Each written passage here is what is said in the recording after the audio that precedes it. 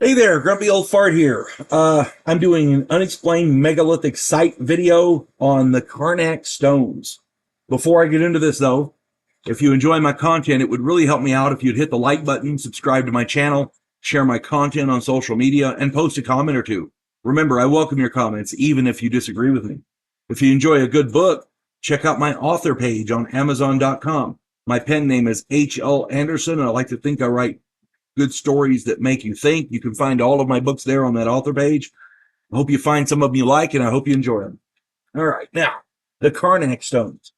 I've done a lot of videos about ancient and unexplained megalithic sites, and I call them unexplained because any explanation of how primitive man constructed such monstrous edifices without modern hydraulic equipment and other technologies falls far short. The usual reason that they fall short is because of the sheer size and weight of the massive stones used in the construction. Some of the sites are oriented to astronomical observations or other stellar bodies, and that also adds to the mystery. I found a site now in the Carnak Stones that is constructed of massive stones, and given the sheer size of the site and the fact that it was constructed between 4,500 and 6,500 years ago, that is extraordinary to be sure. But the real reason this site is unexplained is that the placement of these stones required the use of advanced geometry. The people who built the Carnak site were Stone Age hunter-gatherers, yet they somehow managed to build these with geometric precision. The site, which sits on the northwest coast of France, just south of Brittany, is the largest collection of standing stones in the world. It is comprised of 3,000 megalithic stones placed in rows over 2 miles long.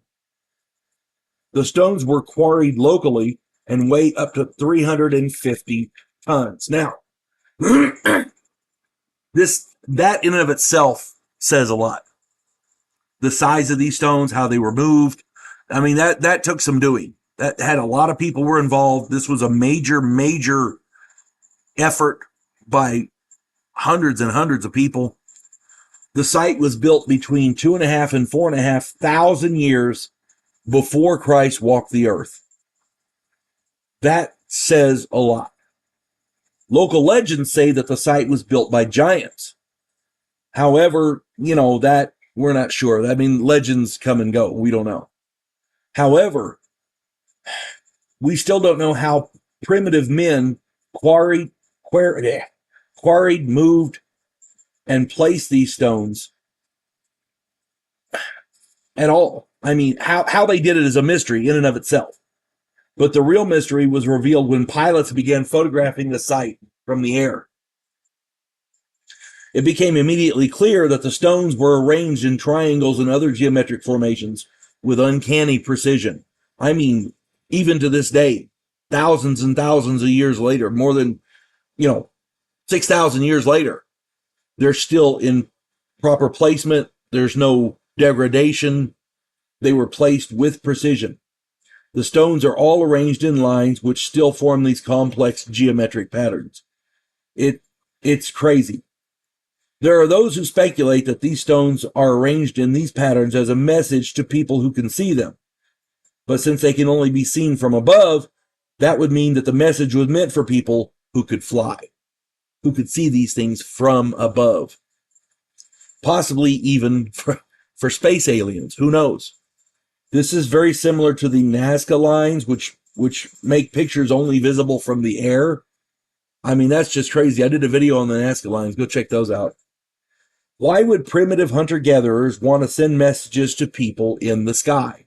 None of it makes any sense unless they knew such people were there, unless they knew they existed. Were they visited by these people? We don't know. But it makes sense that if they're going to send a message to somebody in the sky, unless they're so primitive they were trying to send a message to God, but wouldn't they write something out? Or if they didn't have writing, how are they doing complex geometric patterns? If they didn't have writing, they didn't have geometry. That's what I'm saying. It's crazy. None of this makes any sense, but there it is. Do your own research into the Carnak Stones, and If you find something I missed or something that I'm wrong on, stick it in the comments. I'm sure we'd love to read them. Oh, our world is weird. Hope this finds everybody well. You folks have a good one. God bless one and all. There is a house in New Orleans where the monsters all hang out. When the police detective, who happens to be a skinwalker squirrel, uncovers a plot by a paranormal perpetrator, he has to enlist the aid of his fellow housemates. If you enjoy a modern, quirky take on historical mythology, check out my new original novel, The House Off Farago Road.